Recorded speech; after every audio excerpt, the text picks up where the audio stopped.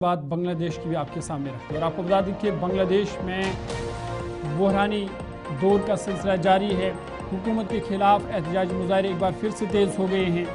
جو عبوری سربراہ بنگلہ دیش کے یونس انہوں نے کہا کہ جنگ جیسے حالات اس وقت ہو چکے ہیں اور قحط جیسے حالات بھی اس وقت بنگلہ دیش پر منڈلا رہے ہیں۔ لگاتار جو لوگوں میں ناراضگی جو تھی حکومت کے خلاف اس میں شدت پائی جا رہی ہے اور بنگلہ دیش میں حالات کشیدہ بنے ہوئے ہیں۔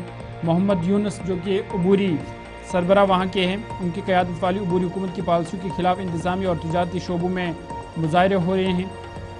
ڈھاکہ شہر میں بے چینی کی حالت ہے اور لوگوں کو کسی انہونی کا اندیشہ ہے۔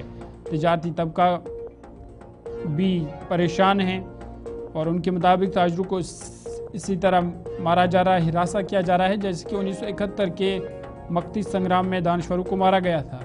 ساتھ ہی ساتھ قحط جیسے حالات کے لیے اس کی بھی وارننگ دی گئی ہے کیونکہ زیادہ تر لوگ جو ہے بے روزگار ہو رہے ہیں اور اس حوالے سے اب حالات مزید کشید ہوتے جا رہے ہیں۔ خبروں کے مطابق چیف ایڈوائزر بنگلہ دیش کی چیف ایڈوائزر انہوں نے کہا کہ ملک کے اندر اور باہر دونوں جگہ جنگ جیسے حالات پیدا ہو گئے ہیں جس سے وہ آگے نہیں بڑھانا چاہتے ہیں۔ سب کچھ تباہ ہو گیا ہے، پھر سے غلامی کی طرف دھکیل دیے گئے ہیں۔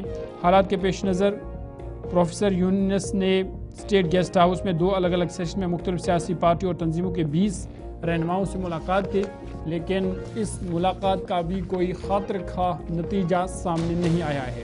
اس درمیان سرکاری ملازمین نے مسلسل دوسرے دن بنگلہ دیش سیکریٹریٹ کے خلاف مظاہرہ کیا جو انتظامیہ کا مرکز ہے۔ یہ احتجاجی مظاہرے مجوزہ سرکاری خدمات ترمیم آرڈیننس 2025 کے خلاف کیا گیا۔ مظاہرین اسے واپس لینے کا مطالبہ کر رہے ہیں۔ انہوں نے اسے سیاہ قانون قرار دیا ہے جسے افسروں کے لیے تعزیری کارروائی کرنا اور سرکاری ملازمین کو برخاست کرنا آسان ہو گیا ہے۔ محمد یونس حکومت کی مشکلیں اس لیے بھی بڑھ گئی ہے کیونکہ محصولات ملازمین 2 دن سے کام نہیں کر رہے ہیں۔ NBR کے افسر بھی ایک الگ نئے آرڈیننس کو منسوخ کرنے کی مانگ کو لے کر دوسرے دن مسلسل وہ ہڑتال پر ہے اور اس حوالے سے انہوں نے غیر معینہ مدت کے لیے ہڑتال جاری رکھنے کا اعلان کیا ہے اور حالات اب بنگلہ دیش میں پھر سے کشید ہو رہے ہیں۔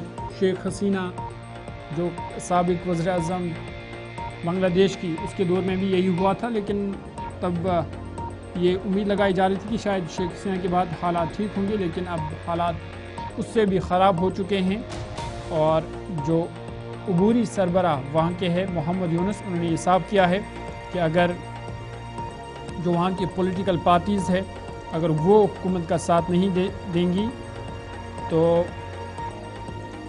وہ شاید حکومت چھوڑ سکتے ہیں، اپنے عہدے سے وہ استعفیٰ دے سکتے ہیں، لیکن فی الحال وہ لگاتار میٹنگیں کر رہی ہیں اور اب دیکھنے والی بات یہ ہوگی کہ آئندہ دنوں میں اس حوالے سے کیا کچھ ہو سکتا ہے۔